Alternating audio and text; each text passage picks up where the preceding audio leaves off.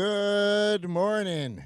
Utah Golf Radio coming to you live today from the mothership, the beautiful downtown studios of ESPN 700, getting you inside the ropes on all things golf in Utah in partnership with Utah's leading golf organizations, the Utah Golf Association, the Utah Section, PGA, Fairways Media, the Utah Golf Foundation, the Utah Golf Course Superintendents Association, the Utah Junior Golf Association, and First Tee Utah.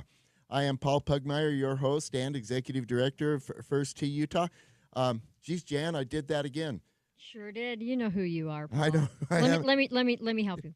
You're the president. The board of directors changed my title 2 years ago now. Yes. The president of First Tee Well, look how Utah. long it took you to remember Corn Ferry. Oh, I had Remember a hard the time sign- saying the Corn sign? I Ferry. used to have That's to hold right. up signs for you, Corn Ferry, because I can't even remember what it was before Corn Ferry. Was it Webb? No, it was Nike Webb. It wasn't the Webb. It was something after. Was it the Webb? No, I think it was a financial. I swear it was like a financial institution. No, Corn Ferry is a financial consultancy. Yeah. Okay. Anyway, I remain the president of First Tee Yes, you Utah. do, and you do such a great job. So thank you Well, for all thank you do. That is good of you. We do love the kids at First Tee and have such a great time I love doing talking things with about them. First Tee to people. So, we of course are powered by T-Box. Mm-hmm. So cool, all the T-Box stuff. Look at my hat, guys, which means You can see us. check us out on our live stream. We are on the Utah Golf Radio YouTube channel, live streaming on YouTube.com. Go to there and you can watch a live stream here of us in the studio today. This first hour of the show is presented by Salt Lake City Golf. Check them out at slcgolf.com or the Salt Lake City Golf app, wherever you get your apps, and you can use it to. What I'm going to say next will seem ridiculous. No, it won't. But you can make your tee times on the apps. Jan, It's ain't not no ridiculous. tee times today. It's exciting. I mean, just I like to go on the app just to look at it and pretend I'm making a tee time, but just so I can get excited about it. But this weather has confused me so much because we've gotten to play some golf and whatnot, and then we still haven't really seen the snow, but we know it's coming, so I'm so confused. I mean, I'm going to St. George next week to play golf, so it's going to be 67. I'm not even sure if I'll come back. I get it. So I want to go back for a minute. You go on the app to pretend making tee times. Mm-hmm. If we're going to do that. Well, you're a big nerd too, so I mean, I just like to look at the app in case something happened, and in case they want to tell me some information, like what courses are walk only and available to be open. No, so you find that out even on I the think app. that's great. So use Okay, the I app, overshared. which you can do on your pretend app if you want. No, and you have to can do it on the use your real app. pretend phone. No, your real app. So real I phone. can't just do it on my hand. No, I've you got to have actually use You a have phone. to download it wherever you get your apps. Okay. You will be so grateful that you downloaded this app because then Okay. you have golf. You know what it is? Golf at your fingertips. Golf at your finger. Well, I can do it on my fingers. Okay, you're not getting anywhere with okay. those fat fingers. Okay. We are joined also today Thank goodness. by one of the legends of the Utah golf scene. That would be Robert Thomas Sharp. Tommy, good morning. Welcome to the show. Oh, I don't know what I missed. I walked in a little late and I missed something. We're so glad you're here. I'm so glad you're here. Well, I haven't been on in a long time. I know. I know. It's been a minute.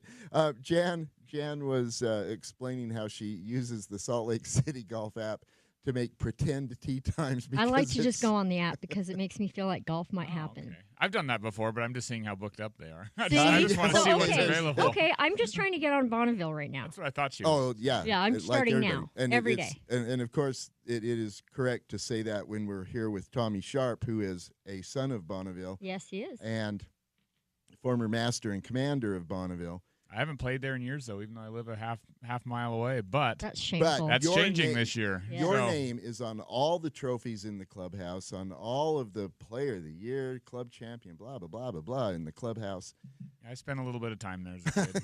Yeah, But now my son, I'm going to get him a season pass this year, so now I'll be able Oh, to play that's there again all amazing. the time, so I don't have to drive so far all the Alex time. got a season pass? He will. They're not on sale Yeah, yet. they're not on sale Keep right looking yet. every day. See, You can use your- you can use your your app pretend for app. that. You're You can pretend to buy a Salt Lake City Golf Pass today. Yes. You can well, it's I not checked pretend. yesterday. I It's checked to not- see if they it's had the not prices. pretend. They didn't You're yet. practicing. You're practicing for when they go on sale. Oh, okay. You like that better, don't you? All right. Moving on. Moving on. Tommy, Yes, sir. you're looking kind of spiff there in your newly acquired Yeah, Utah little, section little PJ hoodie. T-Prize. Did you get one of these? I got one of those. Yeah. And the reason I use that's what we here in the radio biz call a segue, because I'm moving on to the next topic. We want to talk about the Winter Classic. Yes. So much going on with the Winter Classic. The highlight of it for me, now not for everybody, I get that, but the highlight of it for me is the awards dinner. I love the awards dinner. The celebration it is of you and your colleagues around the state in the Utah section PJ and the great things that they are doing and the wonderful people that they are. I love that dinner. And that was Tuesday night. We're going to go into that deeper in the next segment. But I want to talk about the golf competition part of it. I want to start off with that. You went into the Winter Classic as the defending champ. Good on you, man. And you came out of it as a somewhat defending champ. You a co-defending champ. You are now the co-champ. Tell us the story. You got a little weathered. Yeah, it was. I mean, I guess I don't think I'm on the tournament committee this year because I didn't realize we were. I've been on it so many times, but we've had a lot of participation in certain events over the last 2 years, mainly the Pro Assistant, the Winter Classic, and the Pro in the spring. And rather than turn away people, we've essentially taken anybody that wants to sign up. So in doing so, we ran out of course availability. So pretty much now we've been using 2 courses and then flip-flopping them. But the weather didn't agree with us, so we weren't able to flip-flop this year. So the second round got canceled, and they essentially made it 2 one-day tournaments with half the field playing Sand Hollow the first day and half the field playing Coral Canyon the second day. So little unique in that when we pulled into, I mean, I knew it wasn't going to be pretty when we were, watching the weather all week, but driving to Coral Canyon on Wednesday morning, it was snowing pretty hard, just from main St. George out to that Washington exit.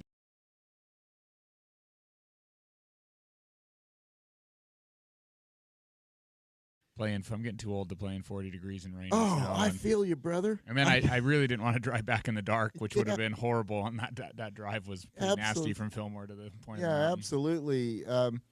Last spring, when the UGA canceled the second day of senior winter champs, I think it was, because of wind in this case. I mean, it was hard to stand up. Yeah, I mean, I love to play. Don't get me wrong, I love to compete, but playing in snow and rain and 40 degrees isn't real golf. I mean, you're literally, most of us are you're aging, playing against the weather, and your muscles don't loosen. You're just trying to chip it over the desert and get it into play. It's not like real golf. So yeah, that's hard. And that was nice of them to cancel that, but I'm guessing it would have had to have been because I don't know if that snow would have melted on the greens in any recent time with rain coming the whole rest of the day. And just what I was going to ask. So they ended up because the field is so big for this thing. Yeah. One golf course cannot hold it all, which is I think crazy now. Well, it's a testament to the strength of the event and of the way the section puts on events.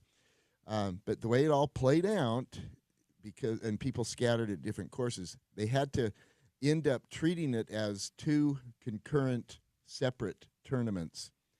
So for Tournament A, that they're calling Sand Hollow Regular, Tommy Sharp defends his title, wins again. This is in the Stableford format. You ended up with 45 points. That was from the previous day's play.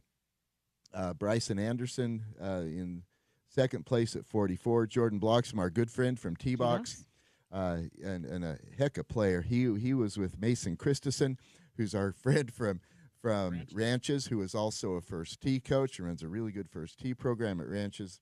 They were at T3. And then Braden Swap, who was Assistant Player of the Year the night before, he rounds out the top 5. I know everybody here except Bryson Anderson. Tell us about Bryson Anderson. I don't know him. I think he's new. I believe he's at Copper Rock. He actually played with my business partner, Corey Badger, in that round. And the Winter Classic's unique where we get so many new associates that, it's kind of like watching the Grammys. When you start to enjoy them, you realize you're getting old. And you go to this tournament, you start to feel old. There's like 40 names you've never heard of every year in this tournament, which are just young associates, which is great because I know our program's growing immensely. But Corey played with me. He's like, I played with this kid today. He was really good.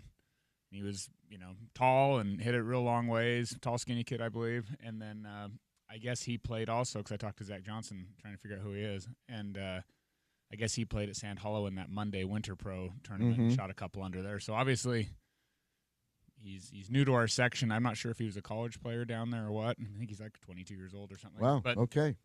Super young kid, but I think a really good player. We're going to talk about the Sand Hollow Winter Pro in a minute. Jordan Costello won it, but we'll come back to that. So sticking with the section's Winter Classic. Well, I have a question, Tommy. Now I'm looking at the person, and I work with Brent Shaver over at Eaglewood doing TPI. Right. And he mentioned to me something that was kind of interesting, that this was the largest purse. Was it there was a purse increase or something like that?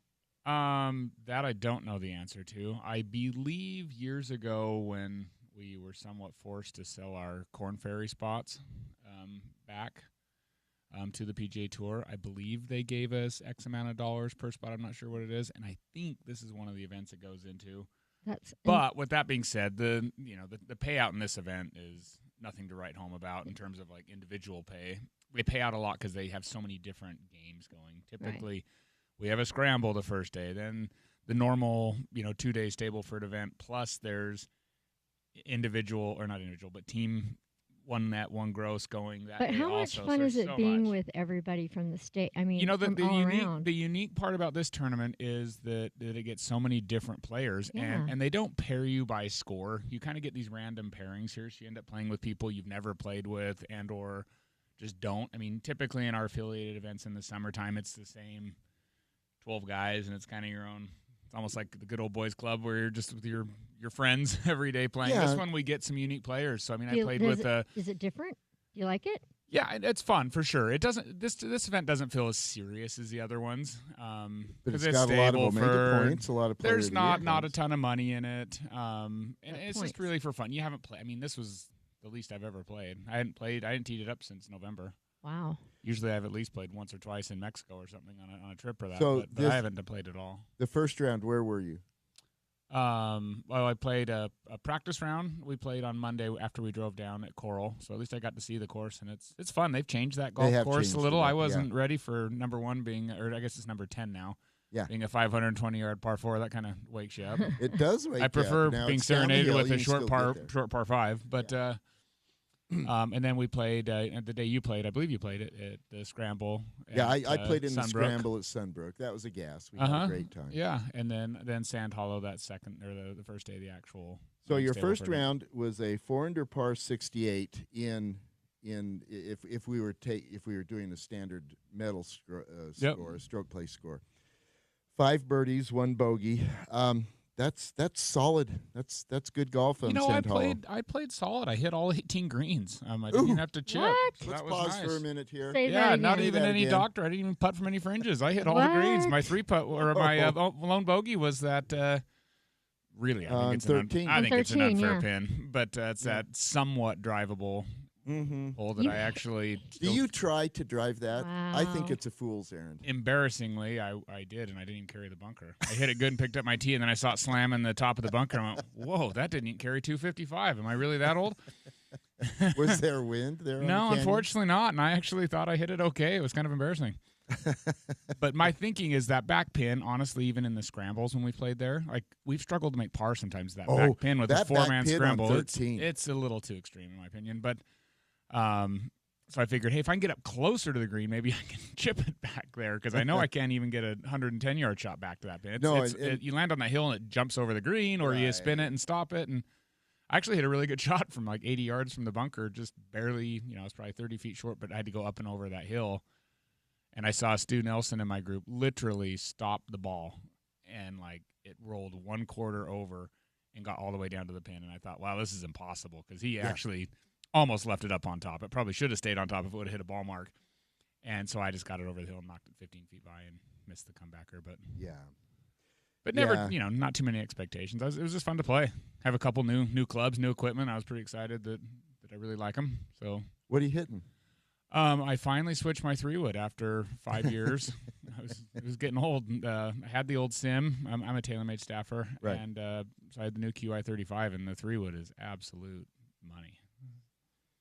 How much will you hit that? I hit it quite a bit, to be honest. I tee Off off the with tee? it a fair amount, and when you get out of state to longer courses, sometimes on the par 5s here, up in the valley when it's 100 degrees, there's not a lot of par 5s we're hitting 3-woods into. Right. But and then the driver's great, and I just play the normal core QI35 driver now. Okay. Well, very nice. What are you rolling? What are you putting with? Well, that's probably the best part in my bag. I started playing that new stripe ball. Oh, I call it the road ball. It looks like a road. it does look like a road. Yeah. Yeah. That's your That's your my ball ball. too. Yeah. I love it. The started Tour playing. Response. It's the Tour Response. Well, it's No, they the make it they in make the it TP5. now Oh, in they the make it the TP5 and TP5. TP5X, Yes. and so I started playing that at the very end of last year, right at that when I actually played my first good round and the last round of the year at Bloomington. Okay. Do you and- the striping? I love it. I've never it's putted like this it's like good. having 3 different. I lines always going to gripe. the I ball. always gripe that like you have to draw a Sharpie mark. I'm like, how can Right, they not design a longer. ball that just has it on it? Because I get Right, sick of longer. it smearing and having to draw it like Yeah. 50 times around. And And this is the perfect first world line. problems. And and I- the road ball. I I love think that it's you awesome. called that. Road ball. Which is your Normally- favorite color, though? Normally, No, that, but this one's is white. I and so have a it's white just one white too. and I black. have one white one, and I cherish it, and I only use it You when know I which play ball indoor. yours is? Nobody else is playing it. Yeah, I only walk play up to it. Yeah. normally I played indoors. when people say road ball, they're talking about one Yeah. they've skipped off of Right. asphalt and it's all skanked up. Then they go find it and still play it. Yeah. which Yeah, I had is the guys nuts. playing with that I was playing with laughing pretty good. I kept calling it road ball. They thought I was a little crazy, which is probably right. Such a good ball. We need to send some love to Todd Tanner. Yes. Todd is your co-champion this year. He was at the other course. He was over at Coral Canyon. And one could argue, now I think it's a bit of a tough argument, but one could argue that he actually was the overall champion because he had more Stableford points from the first day. He had 47 to your 45. Same score though. But He did it more excitingly, more birdies and bogeys. he had more shape on his card. Absolutely. There's a stretch here where on his front side from the previous day where he goes birdie, birdie, bogey, birdie, bogey, birdie. So that's a lot of adventure there. And I'm just jealous. I can't make that many birdies. But then no, again, Todd's a you made great a lot of player, and I pars. think he kind of re-energized his game last year, turning 50 and getting to play in the seniors. He had a great year. I think he won Senior Player of the Year. yeah, Mhm. absolutely. And he still, he hits it 50 by me. He bombs it. So not 50. maybe 60.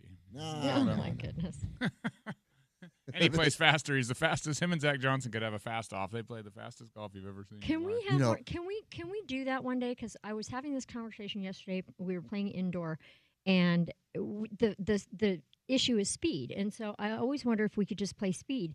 And then I found out there's actually Speed golf is a there's thing. speed golf Yeah. thing, and I didn't know about Oh, this. yeah. I'm going to find out more about it because But you have to run. It's not in a cart. I can run.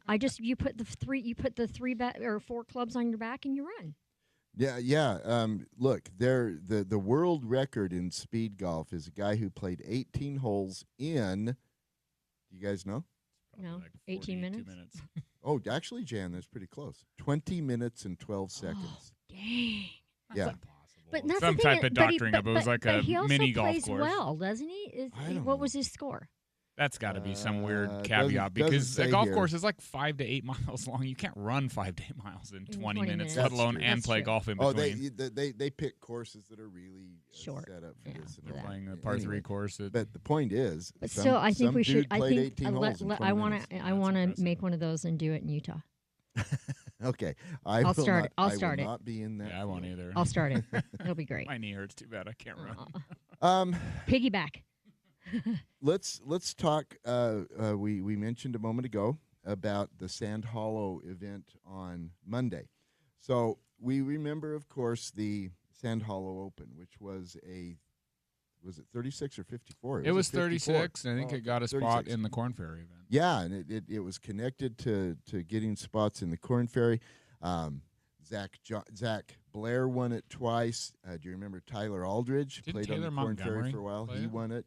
Taylor Montgomery, who's now That's who playing I on remember the winning, PGA Tour. He won it. And they shot nothing there. I Oh, mean, they shot like- Taylor went stupid low. They shot like 18 under for 2 rounds or something insane. Yeah, it was crazy. Anyway, Sand Hollow, not bringing back the old Sand Hollow Open, but a version of it in an event that they're calling the Sand Hollow Winter Pro. Had a really fun field, and this was played on Monday, and a decent purse. Jordan Costello wins it with a 9 under 63. He wins it by 1 over Brady McKinley. And in second place at minus 864. One shot back from there is Carson Lundell, minus 765. So it goes Ute, UVU, BYU. Perfect For the alums, for the top 3: Costello, McKinley, Lundell, and then Casey Fowles, your colleague, great player.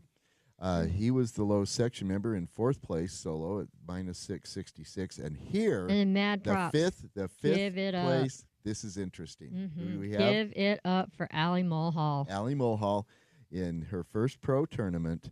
She comes away with a solo 5th. She got $2,100 in prize money for it. She shot 67. That's so good. I saw Chris in the parking lot and talked to him for a minute. That would be Chris Mulhall, her dad. What was he saying? I was just like, hey, so did Allie turn pro? He's like, yeah. And I said, did she shoot that from the back tees? Because I thought like they would have had to play the same tees. And because me and Corey were talking, she's like, that's as good as the LPGA. They don't play courses that long from the back tees. And right. And she did get to play up 1 box, but honestly, she bombs the ball, so I don't think it makes she's an big. ounce of different. Yeah, but I thought it was cool, so I didn't know what she was doing. I thought she played 1 year of college. I thought she went to UNLV. You probably know better than me. So she committed with UNLV and pulled out of it. Okay, so I thought there was some tie to UNLV. And yeah. Then he said she has status on, and you're way better at this than me, some WBT tour, some initials, but then she's going to try for Epson. Mostly Arizona, some SoCal I think stuff. she wants Epson. She played in a Cactus, didn't she? She played in and won a Cactus Tour event in Arizona. So she's got mini tour status. But look, this experience, resume, little prize money doesn't hurt. Keeping the dream funded. Do you know on the list too? There was another Costello. Is that Jordan Costello's wife? Sister? I was trying to figure out if that's his wife. Haley Costello was T8 at Any relation? 369, and I don't know Haley. I actually went to his Facebook page to see if he had like a posting of his wife's name because I was trying to figure out. I'm like, man, did a husband like this is a bigger deal for a husband and wife? That's what I thought too. I do know he's married because we when we were putting together the University Cup part of Sand Hollow Golf Week and the Friendship Cup last year, we couldn't get any of the old Utes players because they were all at Jordan's wedding. Well, then, in part, if Haley's a boy, I don't know. I figured Haley's a boy. I don't know. I don't know. I've never heard that name. Where's Randy Dodson when we need him? Yeah, Randy, text me. Give it up. So Jordan Costello takes the Sand Hollow Winter Pro, 9 under 63. Pretty dang good.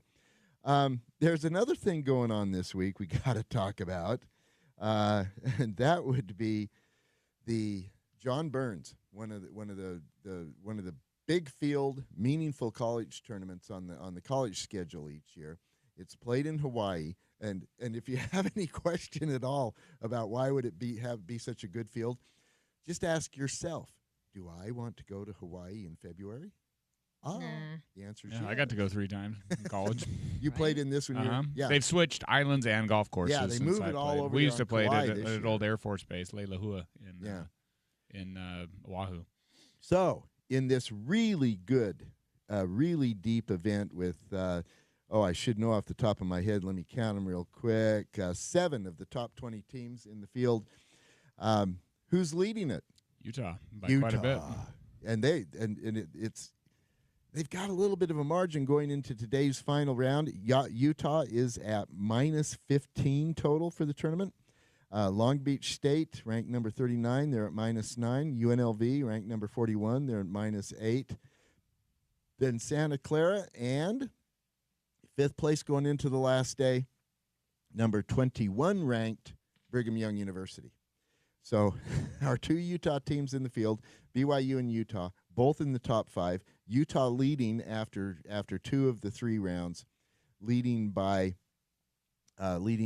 6 over Long Beach State going into today's final round. Look at all And those red Tommy, I'll numbers. bet you know this. Who is leading on the individual side? Oh man, Sergio. Sergio Jimenez I'm mixing up him and the one that's in third. and Gabriel Palacios. Palacio. I'm Yeah. going to Gabriel. So Gabriel already has a win this year. Sergio has a win this year. So does Curtis Sergio, who Johnson. is ranked number 18 in the country in the NCAA individual rankings. Sergio is leading this tournament. He's got a 2-shot lead going into the final round over Emmett Nilsson from Santa Clara, and a 3-shot lead over his teammate Gabriel Palacio, who's 3 shots back. And then There's another kid that's playing as an individual that Utes would be even a bigger lead if he was playing. yeah, and that Peter- happened. Peter Peter Young? John, yeah. Yeah, Peter Peter Young. Young. is T6. Yeah. So They're this is- deep. I talked with Garrett. I ran into him at Golf the Round a couple of weeks back and was asking him. He was really excited about the team. I mean, they're team, good. This team is legit. There And is he even no said question. last year in this, I remember they didn't have that great of a fall, and he came. I talked to him. He's like, "We're good. Like this might be the best team I've ever actually coached." And you're thinking, "Man, he might be crazy. They didn't even have a No. good fall." And then in the spring, they tore Look at it 'em. up. No, this is And this the team, best this team he's this coached. year is probably even better than last Yeah. year's Yep. team. And look, he's doing this without Braxton Watts finding his feet yet. Yep. Because we all know Braxton is a horse. We all Yes. know he can go stupid low. And he isn't doing it. He didn't do it last fall. He's not doing it so far in this tournament. When Braxton gets his feet, under him. Yep. which I hope happens right around regionals and nationals time, this Utes team is going to make some noise. This is a good team. And what's fun for us Utah golf fans is that the Cougars are right on their heels. Mm-hmm. They are a And they've done it without their best, Zach truly their best player Jones playing has- his Yeah. true. Yeah. ability.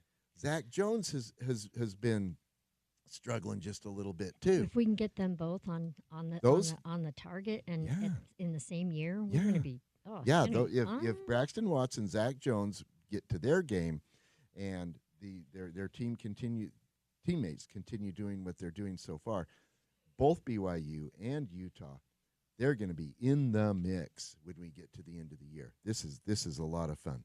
So Can Sergio we go then? Jimenez We're gonna leading go the to the John finals. Burns going into the last round. It'll be played today. University of Utah leading the John Burns going into the last round. Cool. That is really good stuff. Mhm. All right, Jan, we need a little JetX update. UPod update. Oh, JetX. JetX.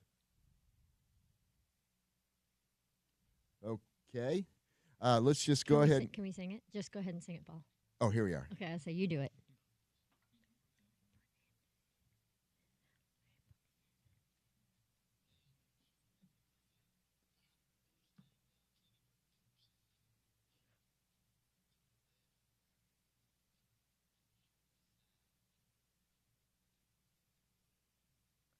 The JetX Jug, brought to you by our good friends at First Utah Bank. Check them out, firstutahbank.com, for all your financial needs.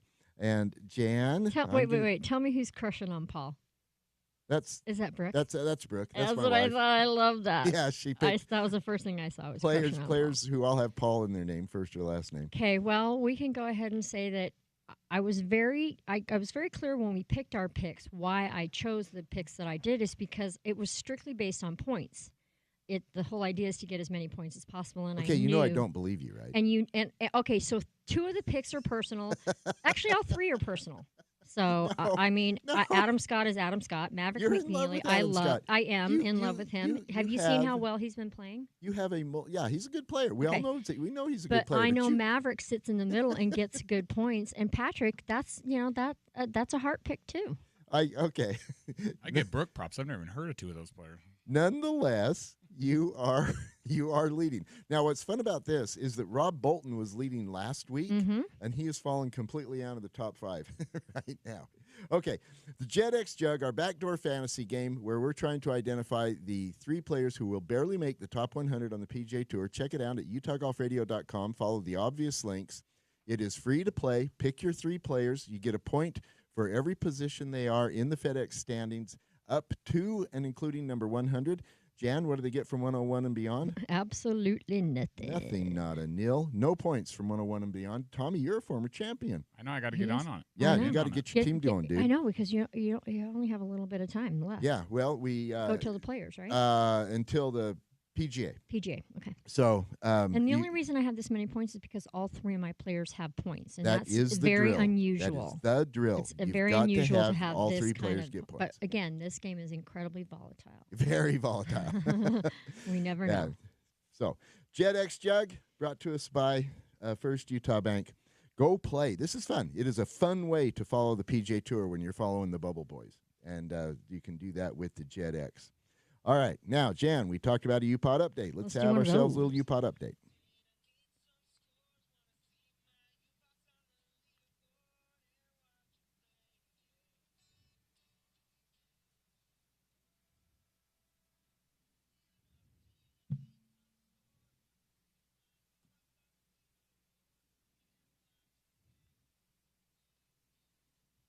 The UPod update brought to us by Scott Golf. Check them out at scottgolf.com. This Utah product is so sweet. These are the finest feeling irons I've ever played. Scottgolf.com. Check them out. Jan, how are the UPods? You know, I'm excited that we're getting into tournament season, so we have more to talk about.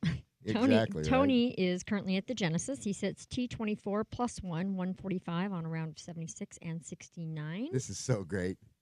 That 76. He Yes. actually he was midfield with that 76. It was so harsh out there on Torrey Pines South in the wind. Okay, and the I was rain. wondering because I saw that. Oh, and I thought, man. good night, No, because it I was- didn't it was watch fun it. to I watch. didn't see that part.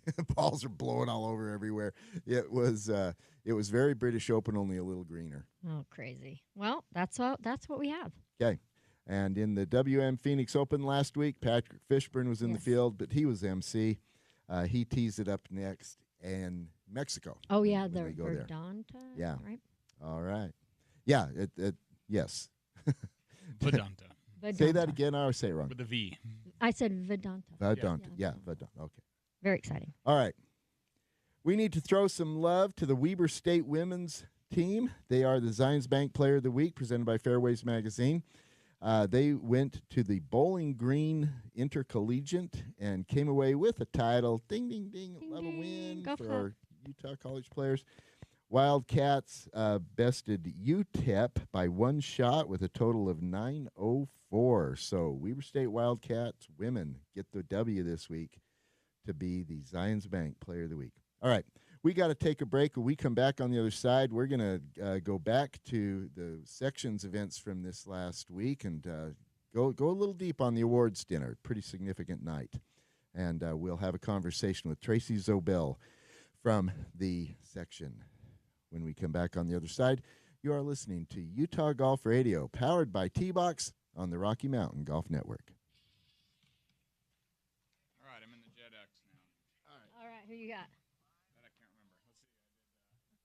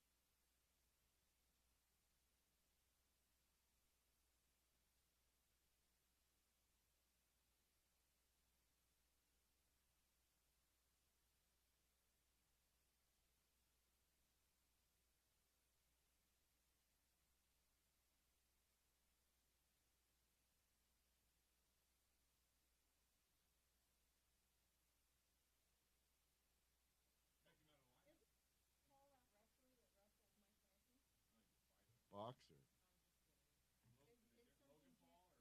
That's Logan Paul, yeah. What, do I need to plug it in here?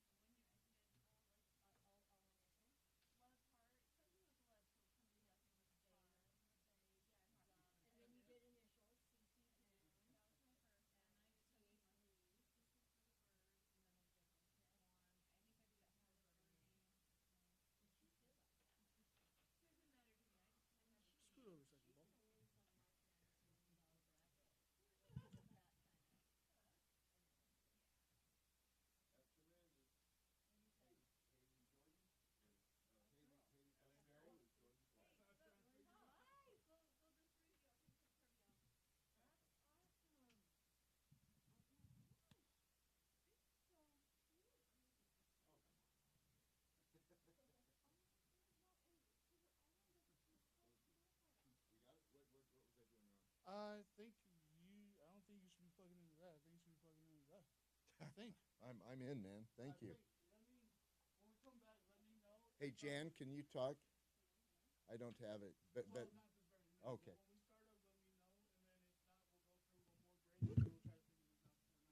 Thank you. Right now, make sure I've got where this tape we're going to play. I've got to hear that. Okay. Thank you, Martin. I talked to Tracy afterwards because he was the committee chair. He's a good interview too.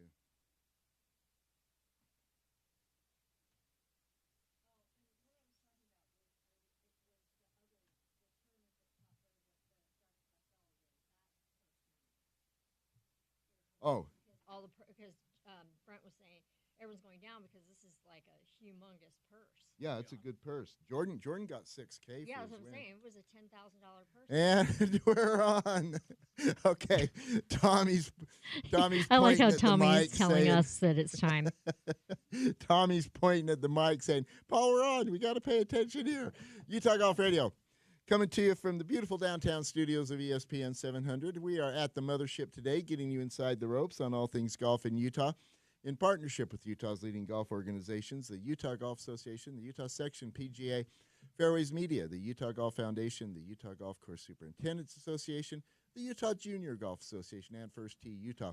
Paul and Jan with you today in studio. We are joined by our good friend Tommy Sharp, State Am champ, Player of the Year with the PGA, one of only 3 pros in the history of the Utah game to win Player of the Year and Teacher of the Year in the same year.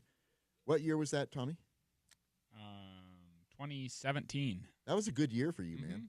Yeah, 2017. Player of the Year, Teacher of the Year, same year. Holy cow. And this first hour of the show is presented by Salt Lake City Golf. You can go to Salt Lake City Golf app and pretend to make tee times. Or you can actually check and see when you can buy your season pass. Or you can just get a Sharpie and draw on your hand and, that says season pass and show it at the pro shop and see what they say. All right. We are powered by T-Box. I do love me some T-Box. They have cracked the code, baby, on the full experience of preparing to play golf with fitness, golf instruction. I like to say fitness meets golf performance. Fitness meets golf performance. Oh, that sounds like it was some thought was put into that. That's how I refer to it because that's kind of the marriage of the two. Very nice. We are fitness, golf instruction. I like to say fitness meets golf performance. Fitness meets. Okay, I'm sorry. I got distracted there for a minute. Some thought was put into that. That's we want to talk about. I refer to it because that's kind of the. We want to talk about the awards dinner. We are fitness. The awards dinner. I like to say it fitness honors meets golf performance. fitness. It honors. Okay, I'm sorry. I got people in this section who really we want to make a difference over the course of the year. And last week we had Chris Moody on the show, Tommy. Chris is the professional year. That is the top award given by the section. And Chris Moody is perhaps the consummate golf professional in every measure and every way you could ever describe. What do you think, Chris? He's a good friend of mine. Yeah. And in the amateur, he was always a few years above me, but I just remember looking up to his scores even as a player when I was in my early 20s, and even my late teens, watching him and kind of seeing his progress. And then as a pro, he was our best player here for, 5 to 8 years where he was undisputed, the best player. And he was always, the longtime assistant at Riverside, which is such a great facility. And now he's kind of, changed, I shouldn't say changed, but kind of evolved his career as the business side of golf. And he's still a phenomenal player, and he's a great pro, and he's always been so good to me and my boy, letting us play out at Riverside. Yeah. And he's such a good friend. And he is one of a select group of golf professionals that I just absolutely so love that they exist in this world, and that is golf pros who grow up children of the course and then ultimately become the head professional at that course where they grew up. Chris grew up a member of playing at at Riverside. You've got players like Jeff John at Logan River, Cody Lopez at Oker Hills, Darcy Olson at Glenmore. These pros who grow up at that community golf course and then become the head professional when their time comes. I love that. Chris Moody is one of those. Absolutely. No, he's a great guy. So I mean, I was super happy when I got the nomination for him just to see who was on there, and both him and Telly, who were the two finalists for it at Thanksgiving Point, both had phenomenal years.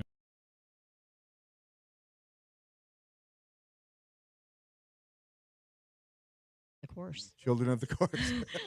Did you hear that?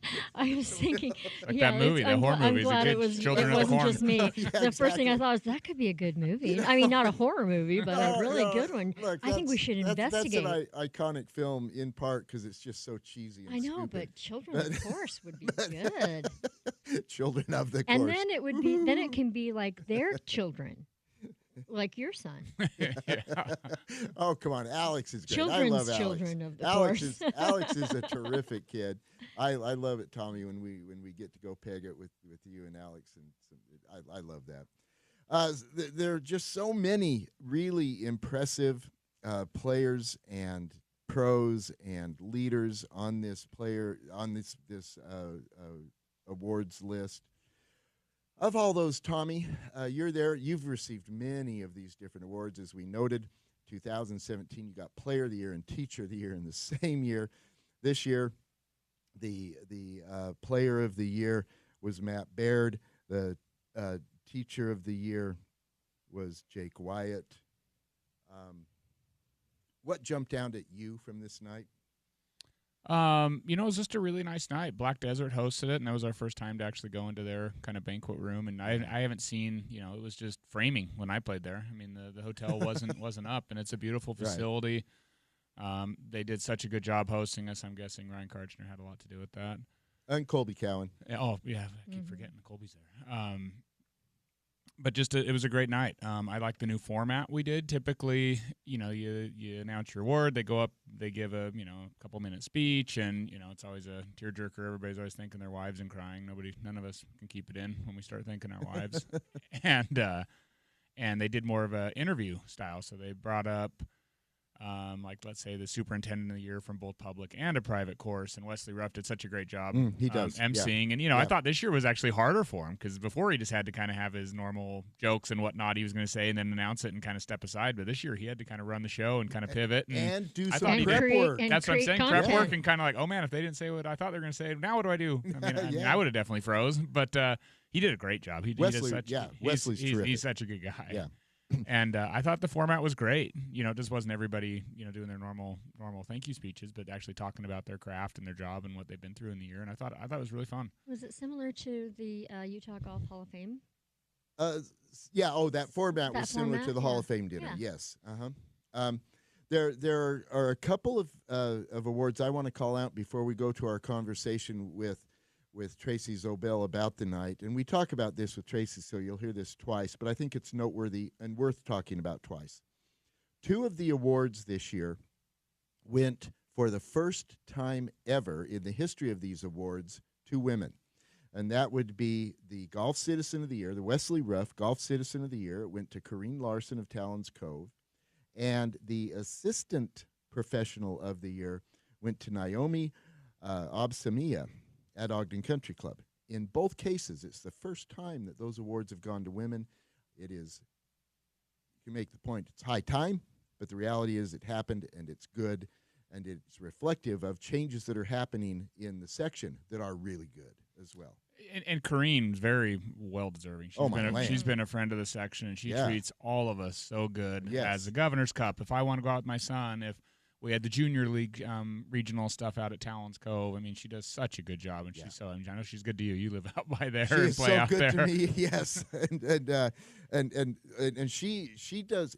It's hard for the section, for the UGA, to find host venues for these events sometimes. It's hard, especially as busy as these are, and and we want to play good golf courses. And so those good golf courses like the Valley Views, the Talons Coves, they get abused. They get called on a lot because we want to play our tournaments there. Exactly. And last year, she volunteers. She volunteered. Last year when Talons course. Cove hosted the Women's Am, UGA didn't call talons, Corrine called the UGA and said, I want to major at my golf course. That's Bring me awesome. something. And they brought the women's state am.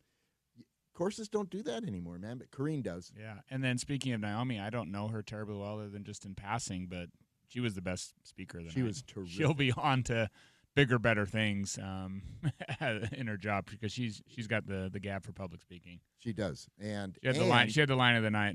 You were there, right? For Yes. when she said, I was going to be in modeling, but then I decided I like beer and pizza."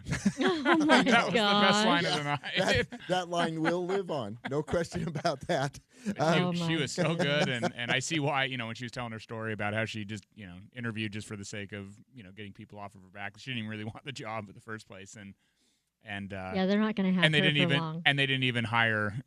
Bob didn't even hire anybody. He just said, "I'm just going to wait for her." And then she called back. I think she said like a month or so later and said, "Hey, is that job still open?" Yeah. I can see why she's. Yeah. And look, more about Naomi's character and where her heart is.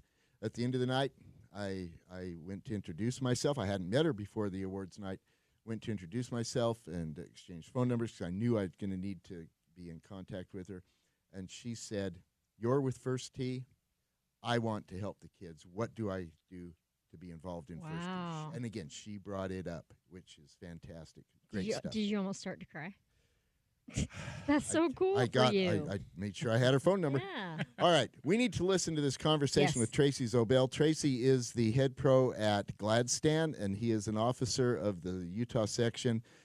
He was chair of the awards committee, so he put this whole thing together. Had some really interesting observations about the night. Here is Tracy Zobel. To get here, a lot of work to arrange all the awards, and what's it like for you to see it all come to fruition like this? I thought it was I thought it was a great night. It's one of my favorite nights of the year. Annie from the section's really instrumental in everything, but the best thing is just talking to all the members, and it's not really the awards committee or the secretary per se, but it's just a lot of ideas, and we keep just trying to change it to make it better. I thought, we've made a lot of changes in 2 years, and kind of tonight is it all come to fruition, and it was just a great night, but it's fun, and there's so many deserving members and associates in our section. It's hard to get down here, but I love the voting process now that it goes out to all the members and they vote who they think's the worthy candidate, and so you can't argue that. No, you can't. There were two things in particular that jump off the very impressive list of winners. Now, first of all, the context here is each of these winners, each of these awards has an interesting, meaningful story behind it. But in particular, Chris Moody as Professional of the Year. And we had him on the show last week when we talked about this with him. Mm-hmm. But he comes from a background of being a great player, but this is not an award about playing ability.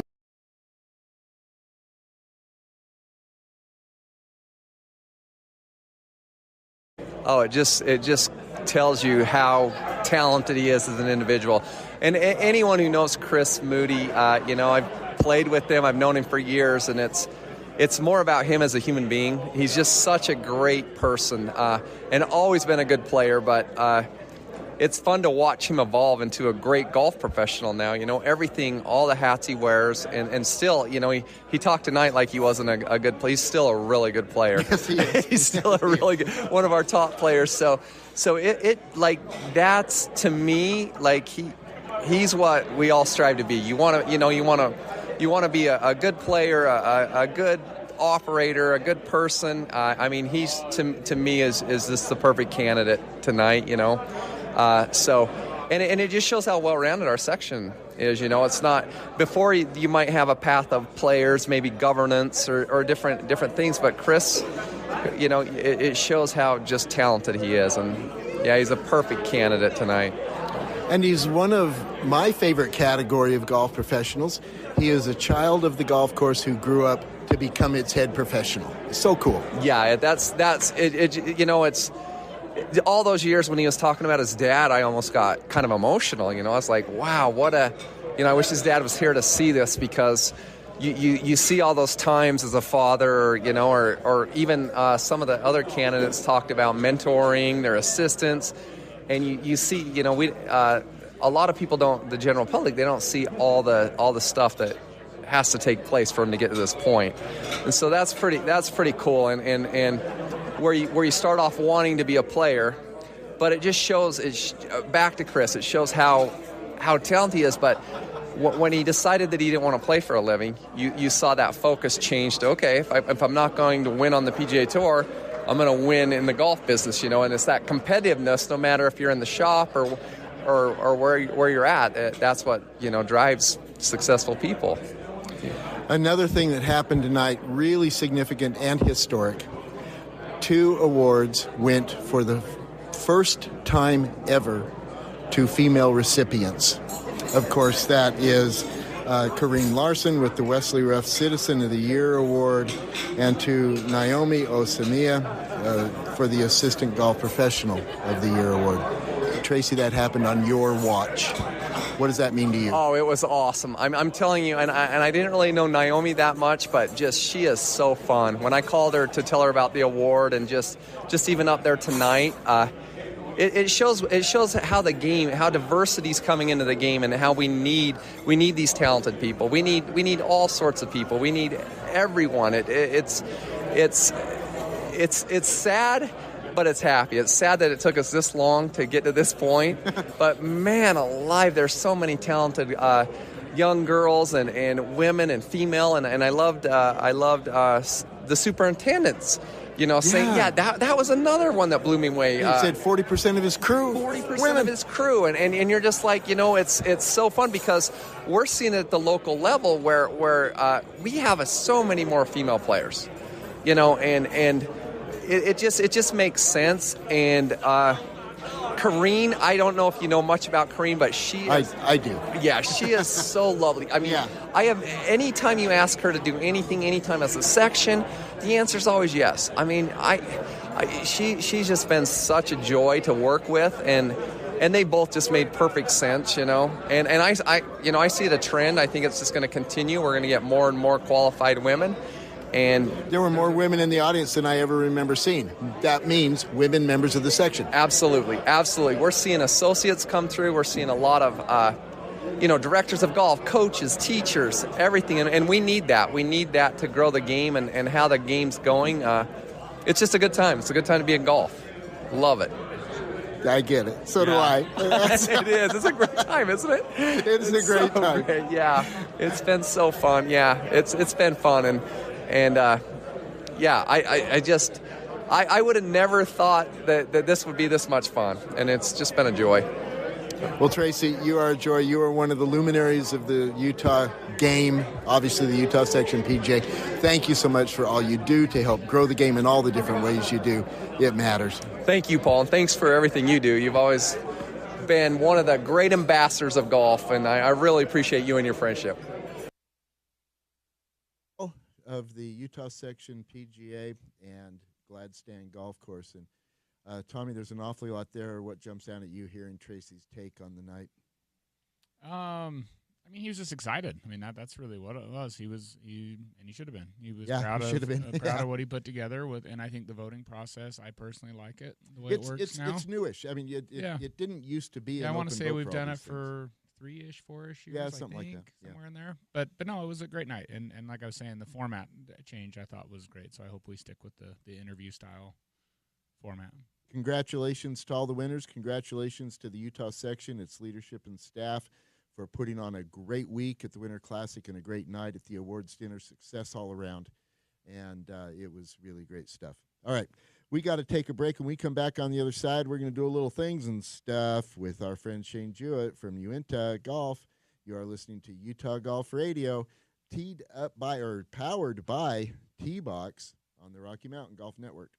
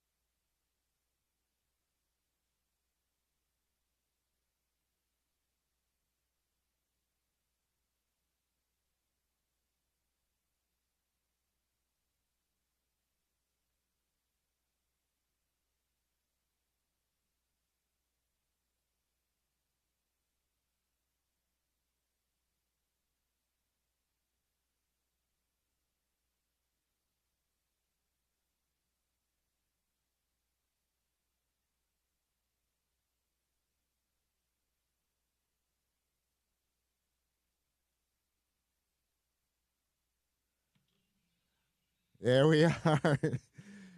Utah Golf Radio coming back at you from the mothership, getting you inside the ropes on all things golf in Utah. In partnership with Utah's leading golf organizations, the Utah Golf Association, the Utah Section PGA, Fairways Media, the Utah Golf Foundation, the Utah Golf Course Superintendents Association, the Utah Junior Golf Association, and First Tee Utah. Paul and Jan in studio with you today, together with Tommy Sharp, RT himself, bringing the greatness. Tommy, thank you for being here this morning. Absolutely. Thanks for the invite. We are powered by T-Box. Check them out at tbx.golf. It is the best URL on the internet, tbx.golf. I love that website address, and I love T-Box. It's very, very cool. This first hour of the show is presented by Salt Lake City Golf, where you can go and pretend to make a tee time. And you had to have heard the first segment of the show to know what we're talking about there. We are so glad now to welcome in our good friend from Uinta Golf. We're talking little things and stuff with Shane Jewett. Shane, good morning. Welcome to the show. Good morning. So glad to have you with us here today, Shane. Shane, it is stupid cold and there's snow on the ground, but you know that you and me and Jan and Tommy and everybody listening, we're all thinking about some golf, and we need winter equipment. What you got for us? Yeah, so winter gear right now, I know it is kind of a bit cold, but maybe you head south, right? And it's a little warmer. But right now, come down and get, we've always got cart covers, and obviously you got a little heater you can throw in there so you can keep nice and warm. And also while you're there, you've got we've got some electrical hand warmers. I was going to ask you about those. I scored one of those this year. They are so sweet. They're very good. So you just have those with maybe some winter mitts, right? Uh-huh. Keeps your hands nice and warm, and then you can still hit your shots, and you won't have frozen fingers. They make winter gloves, right? So we carry the FootJoy winter gloves. So if you like to wear 2 gloves and keep your hands warm in the winter, you can get some of those. And obviously you always have to have a beanie of some sort. We've got all kinds of beanies that are Titleist and Travis Matthews if you want a little more fashion. So keep the noggin warm, right? Are you saying my Titleist beanie isn't fashionable? No, because I've got one too. So, yeah, okay. Yeah. I like Titleist beanies. They're great. Yeah, and I've seen Tommy rocking his TaylorMade beanie. You got to have a beanie, Tommy. Yeah, the beanies are hard for me, but they keep you warm. You got to have them. Yep. Well, for me, it's easy because when you got not a lot of hair, you got to have a beanie to keep your head warm. So. You're sporting a Scott Van Pelt dome, ain't you? Yeah, I'm kind of not chrome dome. I don't go quite that far, but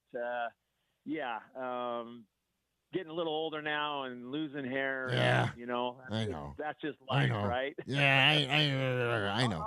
Hey, I'll give you a quick story. So, I remember, I'll do a shout out for Tommy. Me and Tommy used to do some stuff when he was a young lad, and when he was in high school. He probably remembers this, where I used to build some clubs for him, and he played in a lot of events and was a great player. Still is, I'm sure. Totally. So we used to do a lot of stuff, me and Tommy, when he was younger. So he probably remembers. Yep, I do. Absolutely, Shane. Yeah. So I noticed right before I came on, we had our ads. So just to kind of go over some of our deals for the President's Day sale this weekend.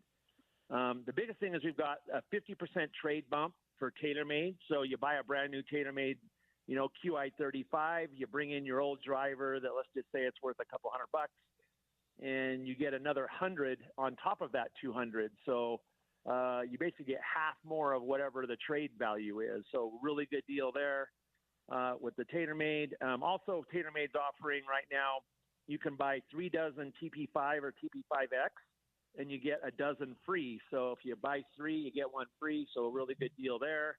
Does that include these new road balls that Tommy or tour plays? response? You know what? The stripe. Come in and I'll take care of you. Yeah. Okay. Yeah. Come in and I'll take care of you. I think it was TP5 and TP5X. but hey, I'll take care of anybody that says that to me. I'll take care of them. Go into Uinta. You hang out at the 106 South on State Street, 108. right? I have- 108, The yeah. 108 I Yeah. might be on the website. Okay, Jan's on the website right now. All right, Yeah. So, go in and ask for Shane. Tell him you heard it on Utah Golf Radio. Tell him to give you a deal. Yep, we'll take care of you with buy 3 get 1 free on any of the TaylorMade golf balls. I'll take care of you guys. I'm in. Okay. Oh, go ahead. No, it's great. Now we've got President's Day coming up. Are you gonna score some deals for President's Day? Yeah. So some more of the big deals on that are 15% off all used clubs and demos. So phenomenal deal there. You don't usually get more than 10% off of golf clubs, as everybody knows. So whenever there's a 15% off, you always want to take advantage of that. So 15% off all of our used and demo clubs. Also, right now they're doing 20% off all green tag shoes and bags. So the green tags are kind of like last year models. Still really nice stuff, but they're already marked way down, and then you get additional 20% off of them. So getting a really good deal on those if you're looking for a golf bag. Really good deal there.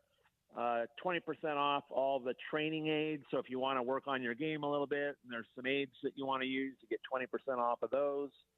And then the final thing in apparel, all the green tag, which again is a clearance item, which is already marked way down. You're going to get buy 2, get 1 free. So if you buy 2 of them, so buy 2 shirts, get another one for free. Nice. So great deal there for everybody. So come and see us through the weekend, and we'll take good care of you. President's Day Monday. That's the President's Day sale at Uinta Golf with stores in Riverdale, Sugar House, Sandy, Orem, and St. George. Got you covered wherever you are. Thank you. Got it. Yeah, thank you so much, Shane. Appreciate you being with us. Okay, guys. Thank you. Take care. Bye. Hey, Shane. That's Shane Jewett from Uinta Golf. I'm pretty much going to spend my weekend at Uinta Golf. Did you see me? I'm like, what? You're on the 2 for website, one? and I'm thinking, I'm on the website, Jan, 2 we're for still on 1, live 2 radio. for 2 for, Yeah. and I keep hearing in 2 for 1, and I heard TaylorMade Right. balls, buy 2, get 1 free. I'm in. okay. So you're saying marketing works. Yeah, Marketing pretty much works. does. We got to take a break before we run off. I did get a text back from Randy Dodson. Randy, Okay. thank you for Thank you, everything. Randy. Thanks for listening. Thanks for the text. And he wants me to tell you, Tommy, that Haley Costello is Jordan Costello's wife, and according to Randy, not a boy. So there we are. I figured There's that that. much. Yeah. All right. We got to take a break. When we come back on the other side, we're going to have some fun. We will get to meet Al Riddell, who is a really interesting guy, and Patrick Fishburne's new caddy. Al Riddell, when we come back on the other side. You are listening to Utah Golf Radio, powered by T-Box on the Rocky Mountain Golf Network.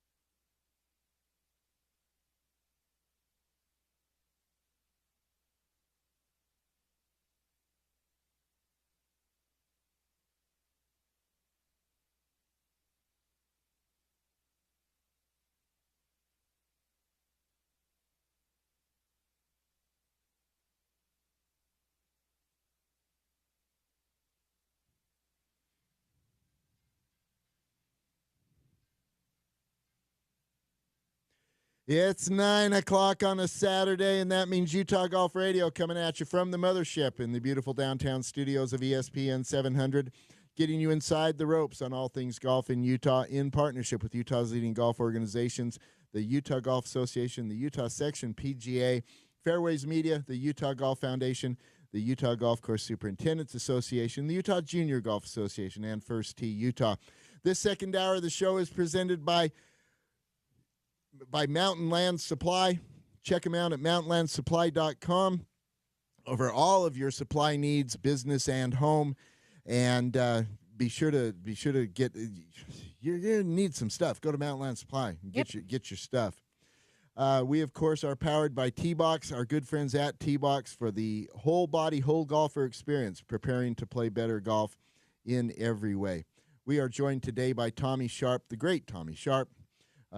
Leading player, leading golf professional in Utah golf for a lot of years. Tommy, when I say that, means you're getting old, man. Very true. I can't really dispute that. that. It's not true, but Tommy's been around a long time playing great golf. We are so happy to be joined now by somebody I've heard a lot about in the last couple months from our good friend Rob Despain, who is Patrick Fishburne's manager and agent. And Rob has told me about this guy, Big Al. Rob says this is Al Riddell, Patrick Fishburne's new caddy. I think you're going to like him. Big Al, good morning. Welcome to the show. Hey, good morning. Yeah, what an intro. Hopefully I do all right on this. Yeah, I hope so too, man, although I'm not very worried.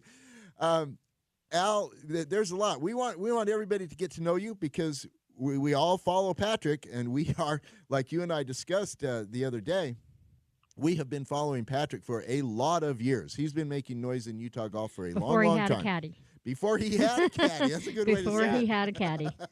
But he's got to the point now where he needs you. Let's start with this, and then we'll backtrack on some other things. Tell us how you and Patrick Fishburne connected and how you got the gig, how you came to be Patrick's caddy. Well, first, long-time listener, first-time caller, so thanks for having me. Excited to be on here. And before I get into it, after our chat yesterday, I had to look up some stuff that you told me about Pat, especially his Utah Open win. Oh, my land, yeah. A big takeaway I got from it is that he needs to bring back that goatee that he had. Oh, really? Okay, yeah. I forgot about that. Yeah. I think this is something we need to bring to the team. Okay. And he's on board, so be excited to see that coming up in Mexico. But, all right. No, I've known Pat for actually since he first took a shot at becoming a pro. I was a rules official for the Mackenzie Tour, and I was setting up the course in California where he got some status on Mackenzie Tour. So I've known him basically since he started in the professional scene, and then kind of watched him develop and play some really good golf on the Mackenzie Tour, which produced a lot of PGA Tour players who are still playing high-level golf on the PGA Tour. So it was kind of a tough thing to crack through even at that level. And then he obviously developed, and he's just been such a good guy to know over the years. I was actually thinking there's only one ruling that I ever had to give to Pat, and I actually denied him. Yeah, I denied him relief. He he was in some woods, and he thought there was casual water in the middle of the woods, and I told him no. So that's kind of cheap. That was our actually only interaction as far as rulings. But I obviously have known him. Last year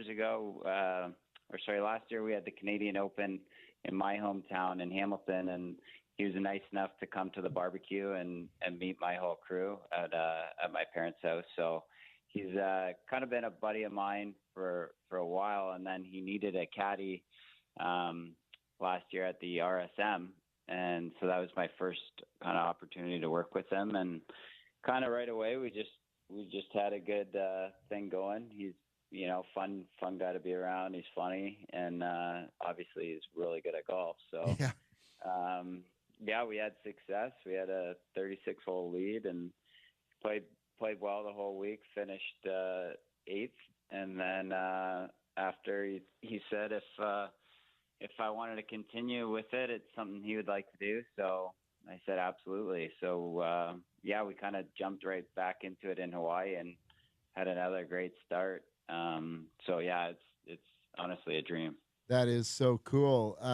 You alluded a little to your background, of course, an official on the Mackenzie Tour, but your history in the game is much wider and much deeper. Tell us a little more about you as a player. I was kind of going through this morning. I guess I've kind of worked every role in golf. I started at the back shop, and then I worked maintenance at a golf course for 4 years, 4 summers while I went to school. Then I became a pro in Canada, so I was doing the assistant pro job, folding T-shirts and, running the ladies league and that sort of stuff. And then I was able to play a little bit. I had the best finish. I call it a T1. I lost in a playoff, but I'll say T1. Okay, I like it. So I was able to do that for a little bit, and then this job kind of came up to travel around Canada, setting up events for the Mackenzie Tour, and then I kind of jumped at that to go see these guys, and then everything kind of just went from there. That is so cool. Rob tells me about a little something you do with Patrick when you're out on the golf course. Break the tension, lighten the mood, keep it fun. You go into the round of preparing to do things like count the clubs, make sure you've got balls and tees, make sure the towel's got a little water on the end of it. But you also come prepared with a test, some trivia. Yeah. Tell us about that. So I actually just have it all packed up now, ready to go for Mexico. But I think part of my background, too, I'm a grade school teacher, so I taught elementary school in Canada for a number of years. So the golfer I used to work with, Paul Barjon, we used to do scavenger hunts on the course. That's something that I'm going to bring to the table with fish soon. So it'd be something I'd rank them handicap from 1 to 18. So, the hardest would be win the tournament. And then I'd sprinkle in like a chip in, but then I do stuff like tell someone in the group you're afraid of sharks. So he would have to try to work into conversation that he's got a fear of sharks, and kind of feel like everyone who plays golf, when you play your best, you're kind of light and easy. So just try to bring something like that. So with fish, we do trivia. He actually started off hot out of the gate, but then kind of faltered. So we've shifted a little bit. We do top 5s now. So we would do, top 5 NBA players of all time, top 5 meals you've ate, top 5 whatever, right? And the idea just kind of to get them so it's not golf all the time, because obviously we're out there for 5 hours and it's pretty intense. Yeah. So now is this top 5 thing a homage to John Cusack and High Fidelity, that movie where he does all the top 5 stuff?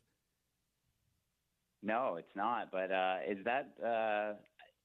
I think I just watched that. Is that the one? No, that's Serendipity. Sorry, I watch a lot of John Cusack. Oh, check it out. It's a good film. And, okay, let's see how we do. We're here. I'm here. Our co-host Jan Brownstein. Tommy Sharp is our guest co-host today. Tommy, I hope you two get the chance to meet each other. Tommy's one of the leading people in Utah golf. Hit us with either a trivia or a top 5. Let's see how we do. Okay, trivia. What is the only mammal that does not have vocal cords?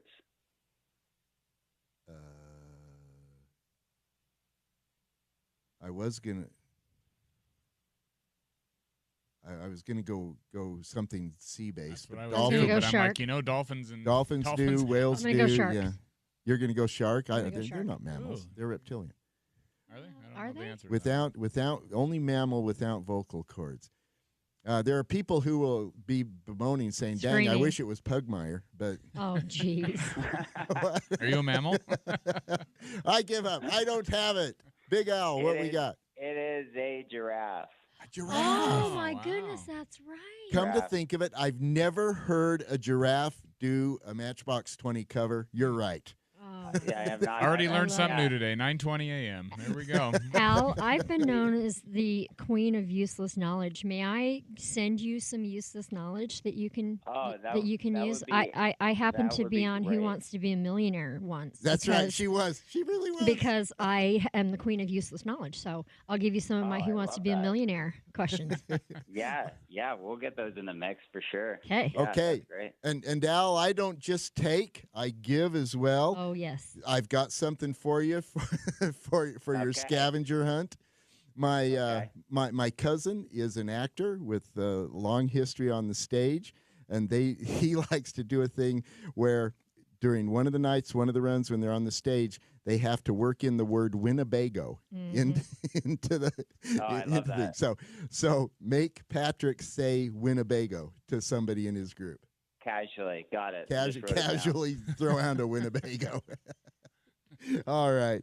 Well, that is so cool. What a pleasure to meet you on the radio. We love the radio here, but looking forward to when I get a chance to actually shake your hand and say hello in person. And that day will come. But thank you for what you're doing with Patrick. We are big Patrick Fishburne fans here. We love watching him do his thing and just love him as a person. We have for a long time. And we're really glad to welcome you to the team. And so, Al Riddell, you are now officially a part of the Utah golf community. Welcome, my friend. We're glad to have you here. Great. Thanks, guys. This was awesome. Yeah, you guys are awesome. And obviously, hopefully when we shake hands, it's after a victory. Yeah, Yes. yeah. Let's That's do cool. that. let's do it. All right, Yep. go. Tell you what, just go do it. Go get the Yeah. W. Get the dub in Mexico. No reason not. Okay. All right. That sounds fun. Thank you so much, Al. Appreciate you joining us. Okay. Thanks, guys. That's Al Riddell. Now we're gonna Patrick have to Fishburne's we need caddy. to do it to him. Meaning, when Patrick does win, and someone asks him something in an interview, we have to make him say a certain word during that During the interview. Yeah. Oh, yeah. Now this was done on a late night talk show. Oh, I was going to say, Jimmy Fallon Yeah, does okay, it to, somebody does it to people. somebody else yeah. has done it where you have to say a certain word, but no, it's way past Jimmy Fallon. Somebody did it back in the I want to say 90s or 80s, where you had to interject a word into a speech. Oh, or I'm into- sure Fallon took it from somebody. But yeah, but I remember that, so that's really Yeah. funny where you have to add a word that's Yeah. completely out of the ordinary. just out of context. and I and think I whatnot. saw Bill Murray have to do it once. Okay, And yeah, it was that's just cool. crazy. That's cool. It's going to be fun. We'll do it to him. All right, that is really cool. Fun to meet Al. We appreciate Rob Despain setting that up for us. Al Riddell, Patrick Fishburne's new caddy. That's neat. All right, we need to do a little I Need Relief brought to us by Mm-hmm. our friends at Duro Health. Jan, you've been going to Duro Health. I have. How's it I'm been? going How's it been? again today. It's the best thing to do is to go twice in a week to not let it go too long without going. So I went last Friday, and it was wonderful. Or not Friday, on Monday, and it was really, absolutely fascinating in terms of the mechanics and you're sitting in this machine that keeps you completely, you can't move anything except for your lumbar spine. The lumbar the area spine. of the body they're isolating. And Yeah. then, And then the rest of it you can't move. But he had me doing this mechanic of moving my left shoulder blade, the back of my left shoulder blade, in order to move the machine. Mhm. And you don't realize, when do you use the back of your shoulder blade? Well, when you play golf. When you play golf. Duro Health is now offering 20% off the annual sports performance package. Go to durohealth.com. Check them out for that. I'm going to start Yeah, mine what's yours? next week. Yeah, well, check it I out. haven't started yet. I'm going to start doing it. Yeah, next I'm week. in the assessment You're process. a little ahead of me. No, I'm just in the assessment process now. Today is my first workout. Okay, so who needs relief? I'm going to go with somebody who got some relief. We're talking the Utah Tech men's and women's golf team. They needed some relief in their travel, and this week they scored a sweet Mercedes van. This thing is so tricked out, Tommy. Did you see it on it's kind of making its way around the social media? It's branded. It's nice and comfortable on the inside. They're going to show up to tournaments rested, ready to go. They're not going to be cramped in the back of a small car. And it'll actually affect the performance, but it also will be very, very cool. So Utah Tech got some relief with the Mercedes van, thanks to multiple donors led by the Kvetko Family Foundation. So way to go, Kvetko Family Foundation. Utah Tech gets a new van. All right, Jan, we need to talk about on a SIS. Mm-hmm. We've already mentioned somebody on a SIS. Sergio Jimenez shoots 59 in the practice round. That's crazy. And then he goes out and he's leading the tournament. So, Tommy, Sergio's on a SIS right now. 59 is pretty low. I saw that, and I was like, man, was that in a tournament? Where was it? And I couldn't find it. It was just one in their practice rounds leading up to this, but obviously he's in good form. He is in good form. And I'm going to quote you on 59 is pretty low. Understatement. Because it is 5'9" for Sergio and Jimenez. we just haven't heard I don't know how you make them Sergio Jimenez in a long time. Yeah, it's well, like, wow. oh, no. And we're going to hear about you, and you're going to do it with a 59. So, hey, do it. No, Sergio won in the fall. That's and so he's number 18 in the nation. He is. We expected Braxton Watts to be the horse beast, to be the ace of this team, but so far it's Sergio Jimenez, and he's a terrific player. This is really cool. All right, we got to take a break. When we come back on the other side, we're going to stay in college golf. Kaylin Ponich, we know her. We know her from UVU. We know her from a junior player. She is now the head coach for SUU women. We're going to talk with Kaylin Ponich about her new gig when we come back on the other side. You are listening to Utah Golf Radio, powered by T-Box on the Rocky Mountain Golf Network.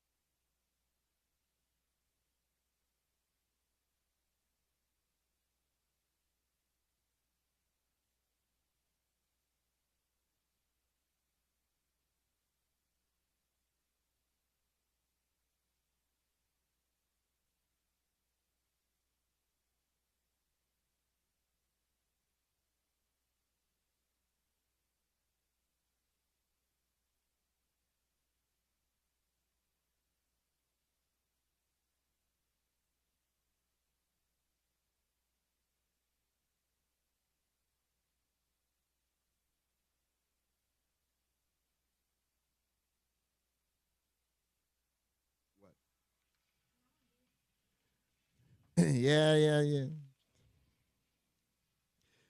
yeah. Yeah. Utah Golf Radio coming back at you from the mothership, the beautiful downtown studios of ESPN 700, getting you inside the ropes on all things golf in Utah. In partnership with Utah's leading golf organizations, the Utah Golf Association, the Utah Section PGA, Fairways Media, the Utah Golf Foundation, the Utah Golf Course Superintendents Association, the Utah Junior Golf Association, and First Tee Utah. Paul and Jan in studio with you today.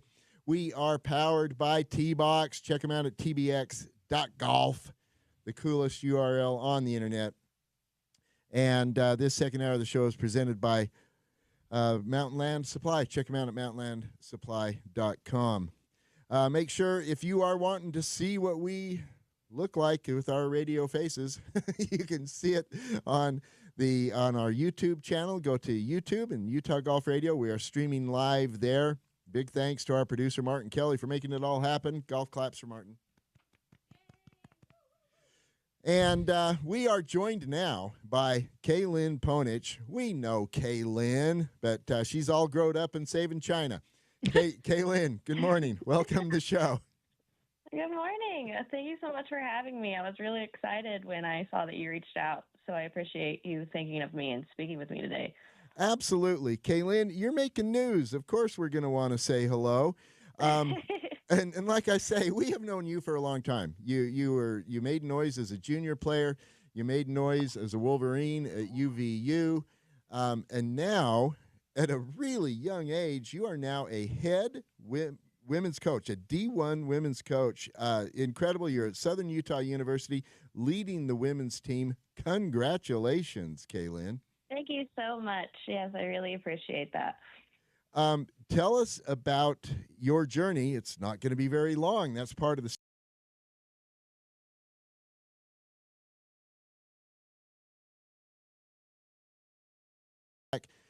tell us how you got there. Yeah, so when I graduated, I knew I wanted to coach pretty early on into my college career. I was a freshman when I realized that I wanted to coach, and I talked to Coach Erickson and Coach Nias about this dream that I knew that I wanted to pursue, and it helped to hear from them. I truly look up to them, and they believed that I could do it. So I was very quick to reach out to schools that needed an assistant when I graduated. And what was interesting about mine and Coach Orth at Utah Tech's relationship is that I knew she didn't have an assistant at the time, and because Utah Valley, of course, would see Utah Tech at other events, and we would play with them at the events quite a bit. And I love to make connections and talk to people and make good relationships with people. So I would chat with Lindsay here and there, and I thought she was a very cool, nice person and coach. And so, of course, I didn't hesitate to reach out to her after I graduated. So I messaged her, told her I was interested in coaching and that if she ever needed an assistant who is eager to learn and eager to help out with the team, that I'm her girl. And she responded pretty fast. We talked a couple days later, and the next thing I know, I was moving to St. George in July. Helped with Utah Tech. Well, okay, Kaylin, we need to pause there for just a quick little minute. Sure. You moved to St. George in July? Correct. So I graduated in May and then moved straight to St. George in July. Okay, I am in. I now know that this is a good hire because you are dedicated. You're committed. Yeah. I like that.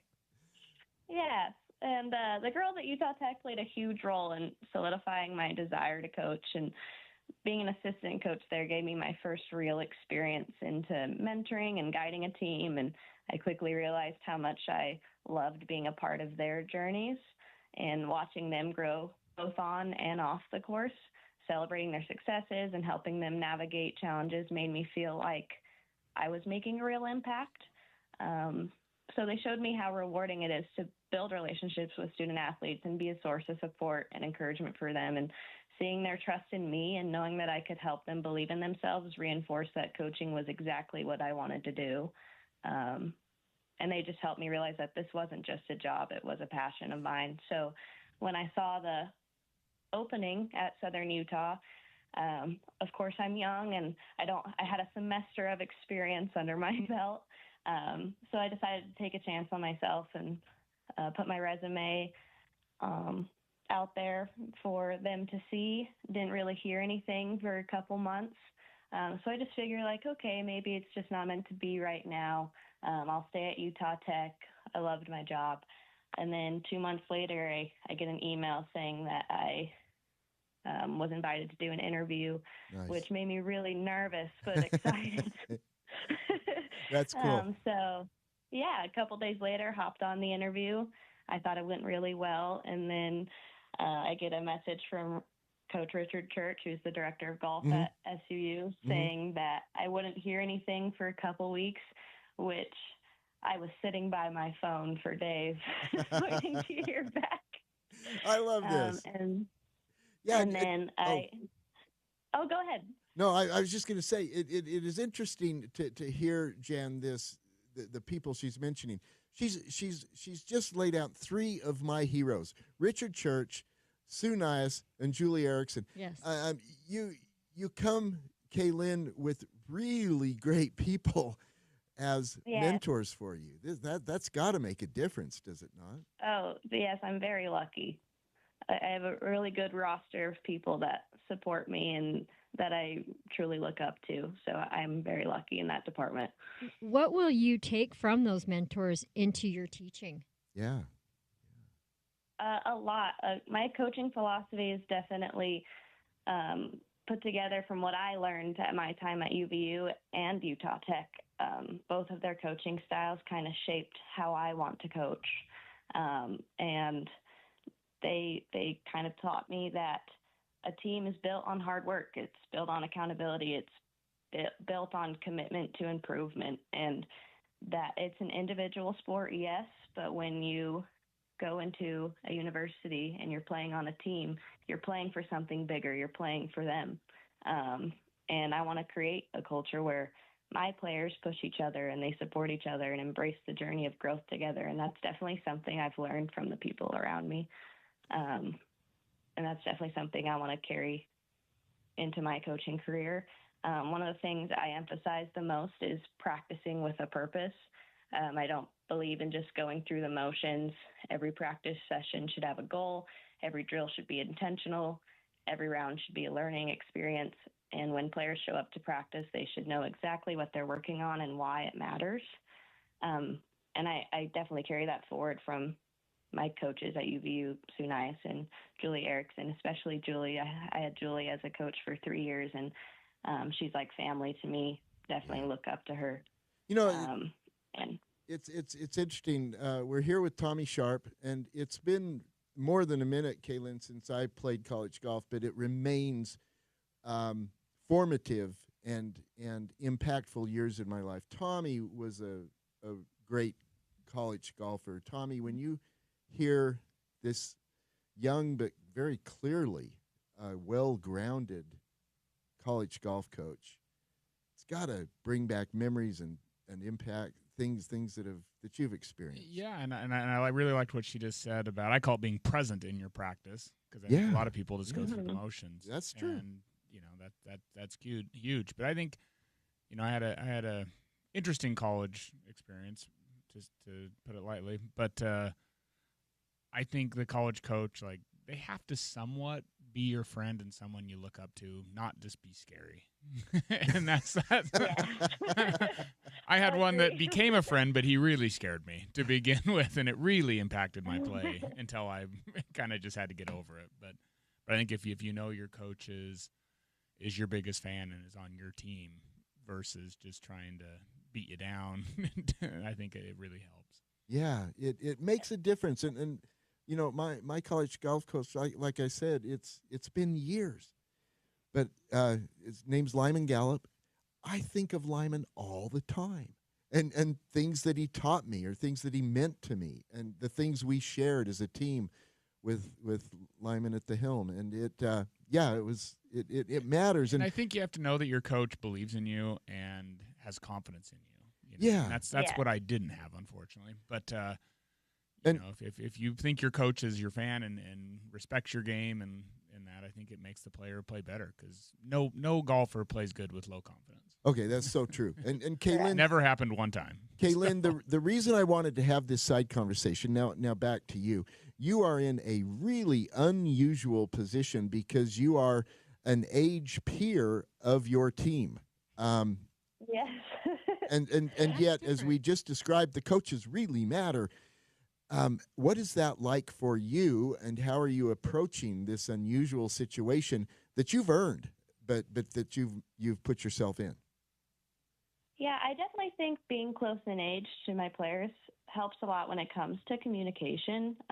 They know they can come to me with anything, whether it's about golf, school, life in general, and I think it creates a more open and comfortable team environment.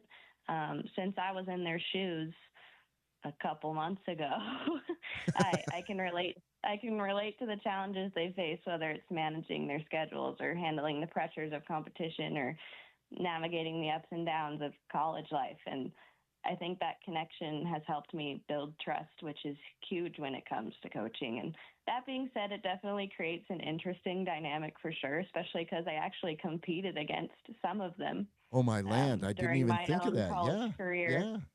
And on top of that, some of my players are even older than me, which can be kind of funny at times. But at the end of the day, this is my job, and I take that responsibility seriously. And I'm in this role for a reason, and my focus is on making sure they are doing everything they need to do to be successful, both individually and as a team.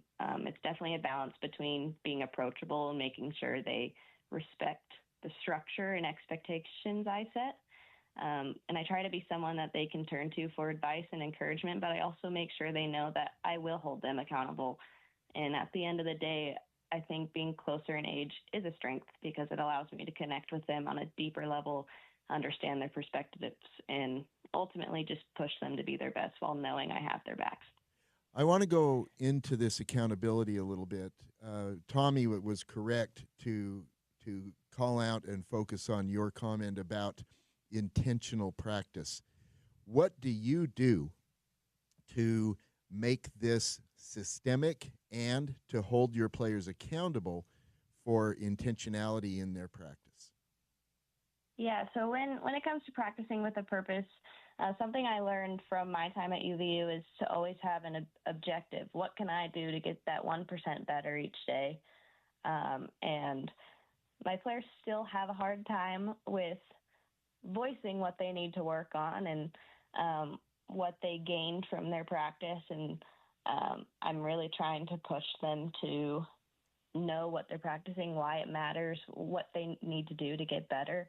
And something I did during my time at UVU was that I journaled, which is something Julie really helped with. And all of my players at the beginning of practice will tell me what their objective is for the day, what they want to complete, what they want to work on. And at the end of the day, they tell me 3 things that they thought went really well. And one thing they want to carry forward onto the next day, which is a 3-to-1 that Julie helped me with, and that I definitely think helped me as a player, and I want to carry that forward. So I've brought that to SUU, and I think it's been really helpful for them to really think about what they need to do to progress. And when they don't do that, when they don't feel like, most of them will come to me and be like, I don't think anything was good today. I'll really try to get out of it. I was like, no, there's definitely 3 things, whether it's your attitude or whether it's your outlook on the day. Like, tell me 3 things. That really pushes them to still find the fun in golf, which I think is really important. It is so important. Yeah. Yes. So that's definitely something that I've brought into my practicing with a purpose, and I definitely thank Julie Erickson for that. I really love this. We do this with First Tee kids. We call it personal par, and it can be as something as simple as I was able to smile after each shot and make that your personal par for the day. And look, sometimes that's a win, right? But I love the journaling thing. My old time pro back when I was growing in the game was a guy who grew up in Austin, Texas, with now I'm blanking on his name.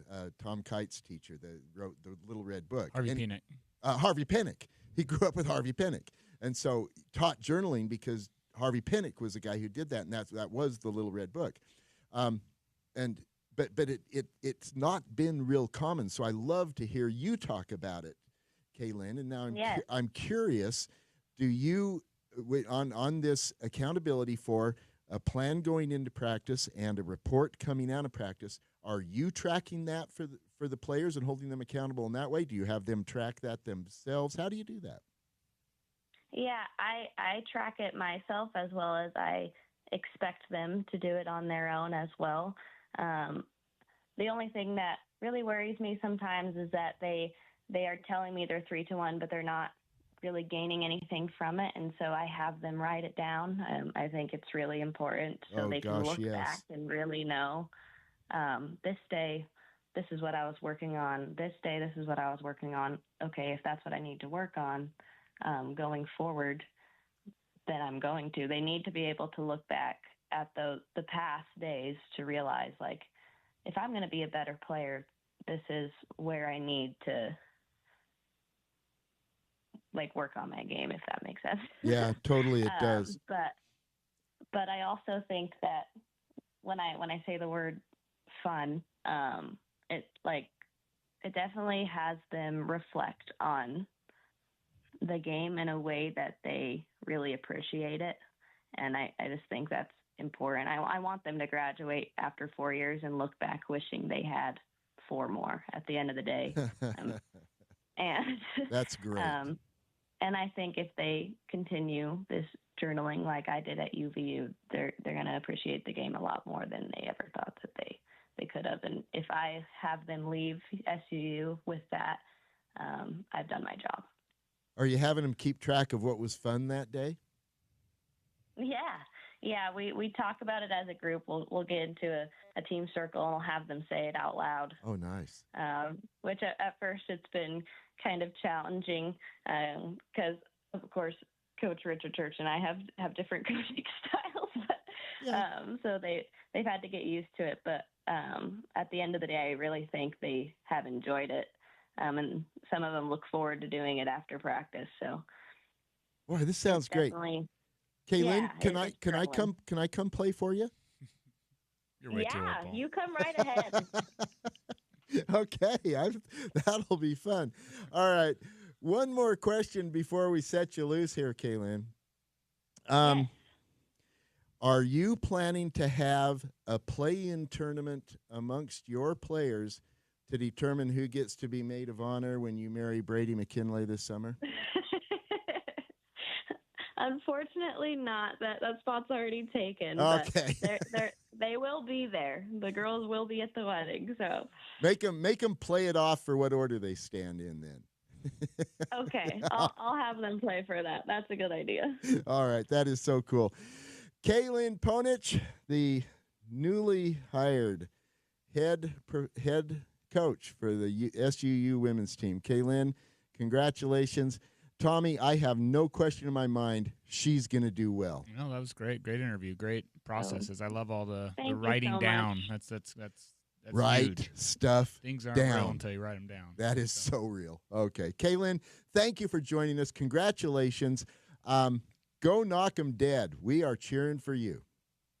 I really appreciate it. Thank you for having me. Absolutely. That's Kaylin Ponich, women's head coach at SUU. Jan, there was a lot in there. Yeah, she's going to be a lot of fun. And again, the whole age thing. I mean, it's interesting because she has just come out of it. Yeah. I'm interested to see kind of that whole transition because now she's kind of the boss. I mean, no. She's not kind of the boss. She is the boss. She's the boss. She's the boss. But being able to relate to them on a student teacher on a student level. Yeah, and I was shocked. I just didn't do the math. Mm-hmm. But Tommy, when she said she played against some of these guys. Yeah. Okay. Yeah. Wow. That's remarkable. I think she's going to do really well. Yeah, I mean, very wise beyond her years there with what she was saying with the practice stuff. Absolutely. Great stuff. All right. Jan, what's next? Paul, you know what's next. I do. It's the What's Next segment brought to us by the Utah Golf Association. Stick around on the other side. We're going to tell you what's coming up next in Utah Golf. You are listening to Utah Golf Radio, powered by T-Box on the Rocky Mountain Golf Network.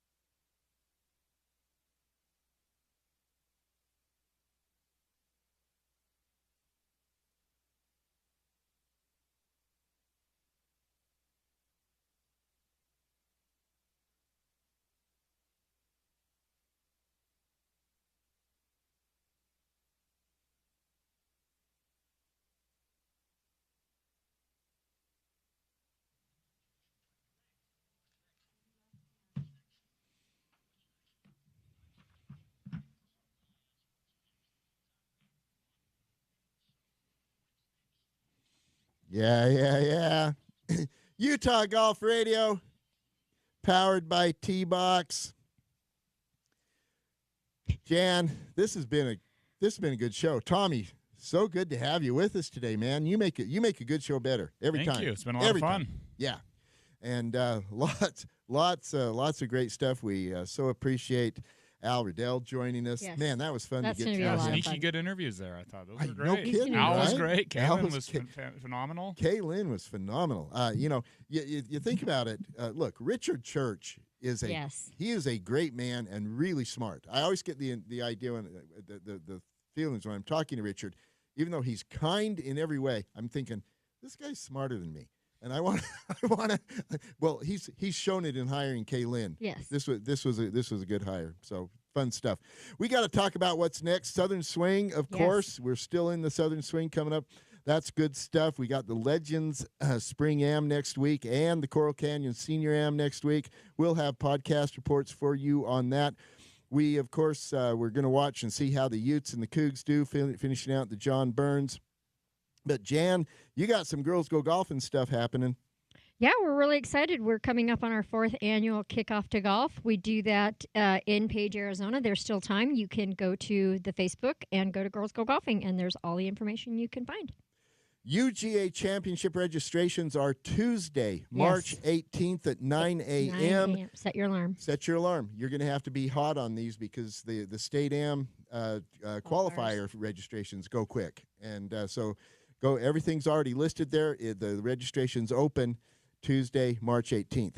On Monday, March 17th, the First Tee Ace Frenzy, a hole-in-one tournament to raise money for the kids at First Tee, will be at Coral Canyon the day after Winter Champs.